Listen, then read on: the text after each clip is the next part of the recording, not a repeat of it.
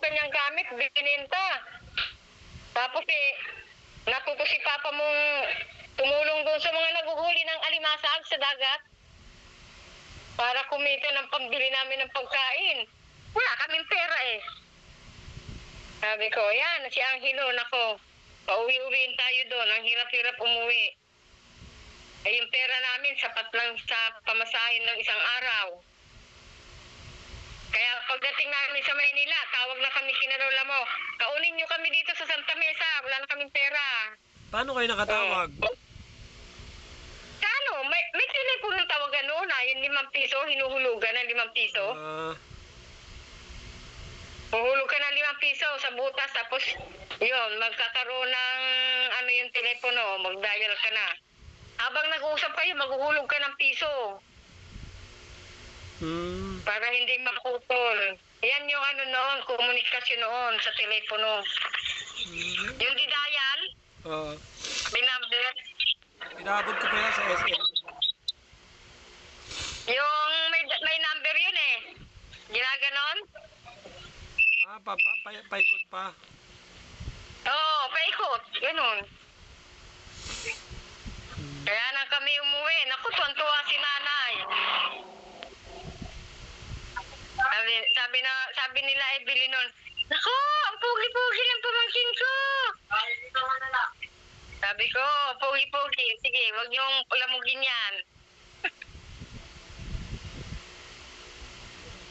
Saan ka babiyahe bukas? Ewan ko, merong nag-chat sa akin yung dati kong suki sa Lalamove. Ang pick up ay Tagaytay, ang deliver ay Batangas. Malapit lang. Malapit lang naman. Basta kung ano, huwag kang babiyahe ng malayong-malayo. Pag nagsusulo ka. Wala man akong choice, nanay eh. Kailangan kong kumita eh. Si Adrian nga, nabubugnot eh. Wala pa siya sahod eh. Ano na naman daw yung checking dumating, talbog na naman daw. Ay, si Adrian, i-text mo, baka sumama sa'yo.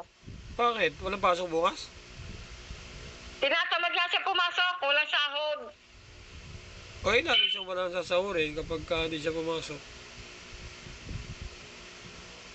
Hindi, may sasahurin siya yung sa 2 linggo. Oo nga, imbis na mabibilang na nasweldo yung bukas eh. Ewan ko doon, pag tinutupak yun eh. Ayun, inuubo, paano? Ikinasal yung hipag. Mag-ata sa resort sila. Doon yata nag-anuhan. Umuwi daw, sabi ni Cheryl. Umuwi si Adrian nanay, alas 6 na. Ng umaga. Tapos pumasok sa trabaho. Kanina narinig ko, inuubo-ubo. Kausap ni Sam. Baliw ano. Ganda ng kiligili niyan. May aircon. Bikini. Hindi mo yung suot na damit, butas yung kiligili. Takiin.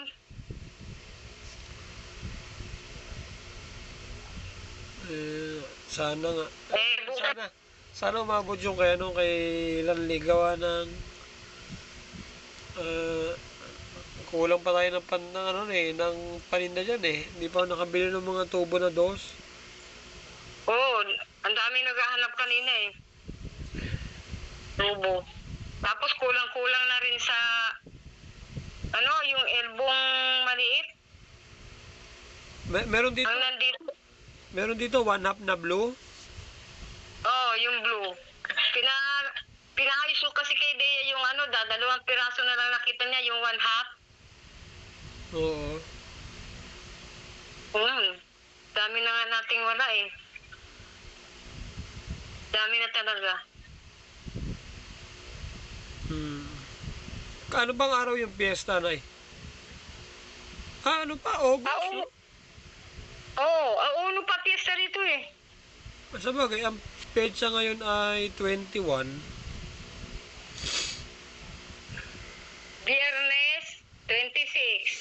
Kasi birthday ni Joaquin yun eh. 27 Sabado. Lunes 29. Tingnan mo na Naku, lang. isang linggo pa may na. Oo nga eh. 21 pa lang eh. Hindi... Oo. Oo, isang linggo mahigit. Gawa na may 31 pa yung July eh. Oo, ayaan mo na. Tiyaga muna tayo. Oo. Ewan ko...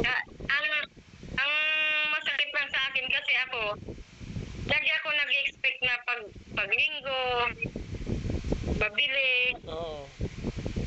Kaya ang aga-aga ko nagbukas kanina. Nagising ako alas 5. Mihi ako, hindi na ako bumalik sa higaan ko. Nag-ayos na ako, ano na ako dito. Kaya dumating si Diana alas 6:30. Nakalinis na ako. Pagdating nila Marco, maghapon si Dayan dito. Sabi ko nga si Dayan, maghapon dito. Paano, wala siyang kita sa GCash. Pag naandun siya sa kanila, wala siyang kita sa GCash. O ay dito eh. Pag nandyan, meron.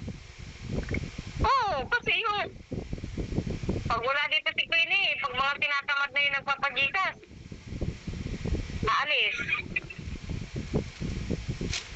O ngayon, nandito siya. Siya lagi. May kita sa Gcash. Ha? May kita sa Gcash pag nandyan siya. Oo, may nagpapagikas dito sa kanya eh. Minsan nga, sila Itchay, sa kanya nagpagikas nung wala si Queenie eh. Kaya kumita siyang ano. Isa pa kasi may problema din sila kasi yung kita ni Marco, binibigyan yung ama, may sakit yung ama eh. Ano, tawag dito, parang, hindi ko alam kung bedridden o ano na. May tubo sa tagiliran eh. Bakit? Ewan ko dun. Ano yun? Diabetic? Hindi na siya makatayo. Gawa nung yung paa niya, may sugat na maga na ng gusto. Naku po. Sabi nga niya, mas gusto pa daw niya ipaputol yung paa niya. Di ba pag diabetic kasi, mahirap naman putulin yan dahil yung mikrobyo niyan, kung may maiwan doon sa pinagputulan, umpisa rin yun, di ba? Yung pinaglagarian niyan, magsusugat yun ang mahirap doon. Hindi, alam naman ng doktor yon. Minsan talaga, ina-advise nilang putulan gawa ng diabetic nga. Para wag kumalat masyado. Bakit si Gary Valenciano nga, nabalita na noon, di ba? Punta sa abroad, puputulin na yung paa. Ano lang yun? Nasa paniniwala lang yun sa Diyos. Sabi ko nga kay Marco eh. Buti nga si Marco, natututo ng sumama-sama magsimba eh. Sabi ko, alam nyo, pag nakakalimot na kayo sa taglarang sa atin, nagbibigay sa atin ng ano, bibigyan kayo ng kumbaga sa school, test, na dapat yung sagutin, dapat yung isipin kung paano nyo lulusutan. Ganun ang Panginoon magbigay. Pero hindi kayo bibigyan mo na hindi nyo kayang lutasin. Kaya nga kayo may utak eh.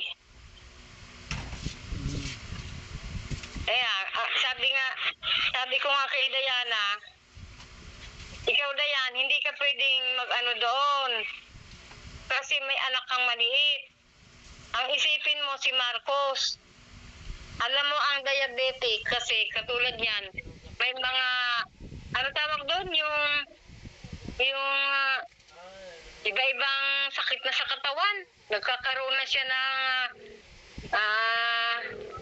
minsan di ko na naisip na, yung Komplikasyon daw. komplikasyon ng ano, may mga komplikasyon na, may tabaga. Kaya mahirap yun. Kasi naninigarilyo yun eh. Naninigarilyo din yun eh. Kung mahirap yun, Dayan. Kasi malalanghap mo yung ano doon. ikaw ang magtatabi kay Marcos. Naku, Mm. tama na yung magbigay kayo ng pera. Sabi ko, ay galing nga sila doon kanina. Saglit lang naman sila. Eh, Sabi ko, maigi naman eh, nililingap ni Marco yung magulang niya. kaya nga. Sabi ko, tulungan nyo na lang na bigyan nyo ng pagkain, yung masusustansyang pagkain para, ano. Sabi ko, dapat nga, hindi naman pag diabetic ka kasi, kunti lang naman kanin yan eh. Hindi naman pwede maraming kanin sa diabetic. Si JB nga noon eh. Isang kutsara talaga, unti-unti niyang kainin yun eh. Mm. So, pag diabetic ka, kontrolado mo pagkain mo kahit saging, isang kapirasong maliit. Oh, makatikim lang. Nagamot nga yung sakit ni Tito mo, JB noon. Ang kinamatay niya naman, cancer. Ah, Oh. Kasi nagkaroon siya ng bukol sa ulo. Oh. Siyempre, nagkakakomplikasyon ka pag may sakit ka ng ganyan kasi yung pagkain mo, dieta. Yung ibang mga immune system mo, hindi na nasusuplayan ng mga ibang pangangailangan no? Kasi dieta ka na sa pagkain eh. Oh. Kaya manghihina ang katawan mo pag may sakit ka. Ang diabetic, parang ano din yan eh. Tridor na sakit eh. Tingnan mo si Baby eh. Kung hindi lang kalahating milyon ang naubos, bago pa namatay eh. Ano pa yun eh, inoperahan yun eh, biniak yung tiyan nun. Magmula sa dibdib. Kasi, kumbaga sa binomba, yung inarwas. grabe yun ah. Kumbaga sa kawas. Oo! Inano yun, inilabas ang bituka nun. Hinugasan yung loob ng ano niya, katawan niya. Parang inimbarsa mo, buhay. Ganun. Grabe ah. Nilinis yun. Nilinis yun. Inalis-alis yung mga lamad-lamad na yung kus ng sipon. Kasi delikado daw yung pagsilipon. Parang binaras yung katawan, yung loob ng katawan, yung mga buto-buto. Tawag doon, bypass ba yun? Bypass operation. Ang galing ah. Oo. Sa ano yun sa Makati pa yun, Makati Medical. Oo. Kalahating milyon ang inubos ni JB doon. Pwera ng mga gamot. Eh, wala naman siyang hika, di ba? Meron siyang nebulizer, oo. Oo. Meron siyang kasi nga bawal magkasipon. Parang si Tita Mukura noon, tinan mo si Tita Mukura, ang sakit niya, thyroid. Pero nung siya ay inano sa ospital, pag uwi, meron ng nebulizer. Meron na yung pang-suction, yung inaano sa bibig. Kasi hindi na niya nailuluwa yung plema niya. Isa-suction muna siya ni Carmela noon, bago kumain. Oh, ang hirap ng nagkakasakit. Kala nyo. Oo. Eh, kumain ka na. Oo naman ako, may na ako. Ano ang inulam mo? Gulay na sayote. Okay. Sarap yun, no? Ano na naman si CJ sa bayan? Nag-iiwa? Nagkatagtad? Ha? Si CJ? Minsan na extra. Minsan yung ano pa yun. Ano pa yun? Yung matagal na yun. Naalala lang niya. Kaya pinupost niya.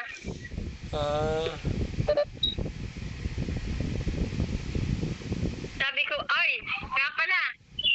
Nabanggit sa akin ni CJ kanina yung kinuha mo dito. Ilan sako ba kinuha mo sa simento? 2.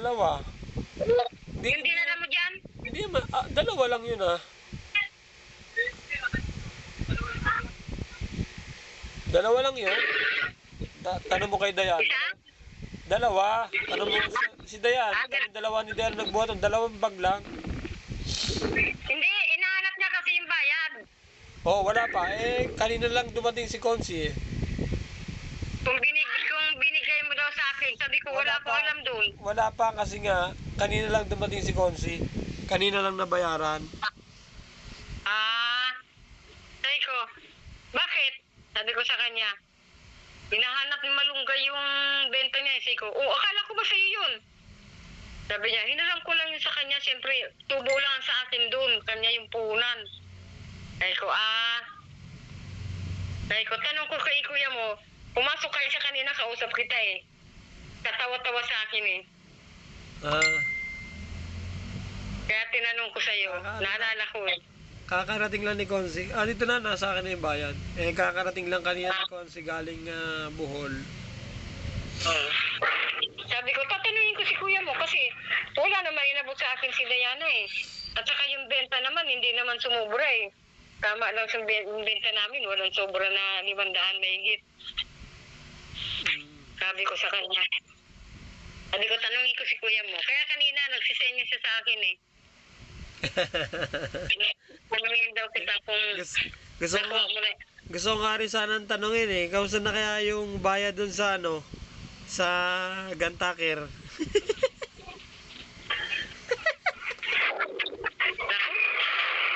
Ako eh, nag-ano na lang kay CJ kasi parang, kaya lagi ko nga sinasabihan eh. Sabi ko nga sa kanya, ayan, mag-ingat-ingat ka dito ha.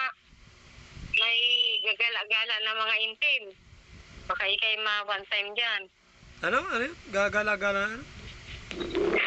May mga pulis, mga intelligence. Nakita ni Eloisa, may sumaludo nga kay Eloisa ang isa, kilala daw niya eh. Sabi daw kay Eloisa, kumusta doon sa inyo? Sabi ba, hindi ko sila pinakikialaman doon kasi isang gabi na ako uwi. Basta naghahanap buhay lang ako, bahala sila sa buhay nila. Kaya sabi ko kay CJ eh, lagi ka lang dyan sa loob. Pag gabi na, pag mga 10 oras na ng gabi, dyan ka lang sa loob, huwag kang uupo-upo dyan sa labas. Meron kasi doon sa amin, sa may Villa Silvina. Sa may Villa Silvina. Meron? Doon sa Nagbebenta? kapatid ni Mika. Ay, nako. Akala naman nila, ano yan, walang katapusan. Ako po. Tinatanong nga kay Eloisa eh, nakikita mo pa dito si Nicole? Sabi niya, hindi. Kaya sabi ko nga, Ibig sabihin, alam na nung Intel na kilala nila isa yun. oo, kasi taga-Malaban eh. Taga-Malaban yun taga-Wawa.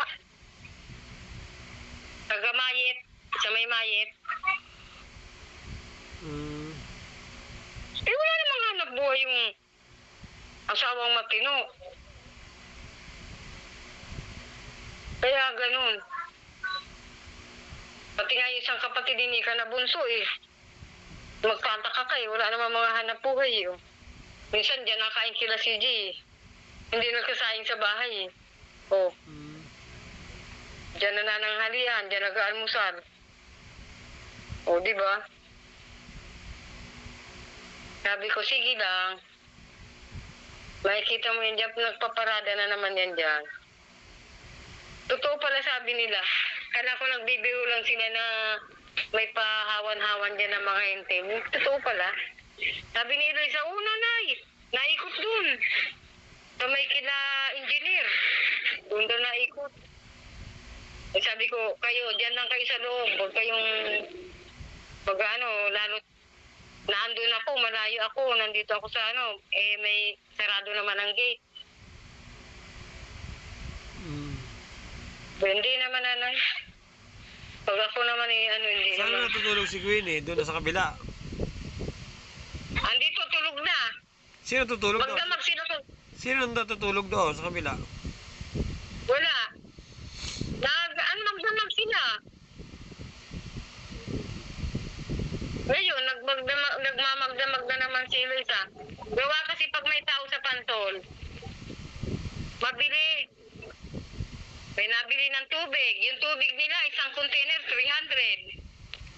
Grabe naman yun. Kasi yung container. Baka hindi balik. Oo. Ay, pag binalik yung container, ibabalik nila yung pera. Oo, binabalik. Siyempre. Nung isang nga daw may bumili daw kay Queenie 600 dalawang container Hindi na daw binalik.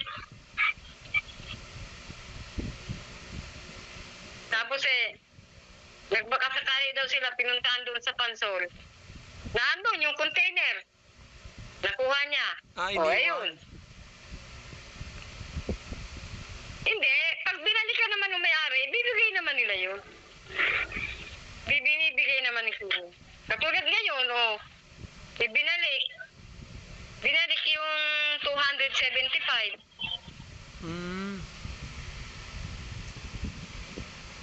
Binabalik naman. Kaya lang siyempre, karamihan kasi, lalo pag mga mayayaman, hindi na naalala yun. Oo. Pag mga sobra-sobrang pera sa isa. Oo. Masaya pati sila kaya hindi na nalala yun. Kaya nga.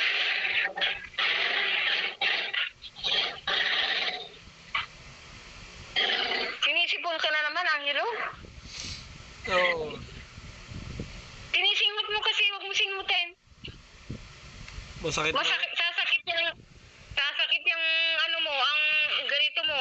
Dito lang, ngayon lang naman ako nagsinghot na gawa kanina maghapon, nandun ako sa tindahan. Singa ako ng singa. Sakit na nga ng ilong ko kakapunas. Huwag mong pupunasin. Naanuin mo lang, gano'n, no? Kasi yan, pag humatsing ka niyan, maya-maya may sipon naman yan. Kailangan talaga isinga mo. Oo. Kakain ako ng nung Mentos na nakakatuwa yung Mentos na yun tanggal ang barado ng ilong Mentos Air. Habang kumakain ka, pero pag hindi ka na kumakain, andyan na naman yan. Oo nga. Lalo pag nahiga ka na, yung isang ilong mo na, hindi ka na makahinga. Oo nga. Ngayon. Kaya nakataas ang ulo ko Oo. Hindi mahirap. Isa lang ang barado. Yung isa may nakakahinga naman. Kasi hindi pwede yung ganyan, yung bake na may sipon ka, natutuyo ang sipon. Ay, ganun. Oo. Siyempre inaano mo napipres yung sipon sa loob. Inuman ako ng inuman. Kaya kailangan, inom ka lang ng tubig na medyo malamig. Kasi dapat huwag mong lagi kang iinom ng kalamansi juice Kaya sipunin ka, ayaw mo magkalamansi juice. Kahit nung bata ka pa, nung baby ka pa, ayaw mong kalamansi juice, sinusuka mo. Ngayon, masarap. Dapat ngayong malaki ka na. Masarap yun, kalamansi juice. Kinanawa ko na si Lamay dati. Masarap? Kaya lang, pag inuubo ka, bawal yun kasi lalong mangangati ang lalamunan mo. Kailangan, kakain ka na lang ng mga prutas. Yung peras, Yung parang singkamas yun no? yun ang dapat mong kainin kasi yun matabang. Kasi pag kumain ng matamis, tapos ayan, sinisipon ka, lalapot yung laway mo. Ganun pala yun. Pag lumapot ang laway mo, hindi ka makakahinga. Kasi yung lalamunan mo, babara yung malapot na laway. Okay lang pala matulog ako. Kailangan, nakaganto, no? Yung mataas yung ulo. Hindi, okay lang yung tumagilid ka para yung isang ilong mo, walang laman. Kasi pag nahiga ka ng ganyan nakatihaya, parehas ka mababarahan. Hindi naman, isa lang yung barado. Ay kasi nga, kung saan ka nakapagilid, andun lang yung bara. Ah, okay. Sige. Oh, na ano mo, napansin mo yan, napapansin mo yan? Pag nakapagilid ka sa kaliwa, oh, barado yan. Oo, Kasi nandun na ka sa amin eh. oo nga, nakahiling nga ako Oo. sa kanan eh, kaya kanan yung barado. Oh. Mahirap yung mag ano ng kaya ang dapat diyan sa ano mo hindi yung dapat diyan yung Vicks ilalagay mo sa dahon o kahit anong dahon yung dahon ng saging gagawin mo ba ni suso gugupitin mo yung dulo pero pupunasan mo muna yun ng Vicks yung dahon tapos tubig na medyo mainit na sisingaw lang yung Vicks doon sa ano itatapat mo lang sa hindi mo yan itatapat mo lang sa butas ng ilong mo para mas maamoy mo Parang nebulizer. giginhawa ka nun oo giginhawa ka nun Vicks Vaporub Natulo yung si Boko, galing. Natulo. eh paano nga hilaw nga Ganun ba yun? hilaw Pag hinog na, Basta yung wag- kulay green na. wag kang iinom ng kahit na anong gamot Ah, maliban sa biogesic kasi yung biogesic walang ano yun eh walang gaanong yung anong gamot wag kang iinom ng Newset naku po lalong babara ilong mo dyan okay. Salamat, Doc.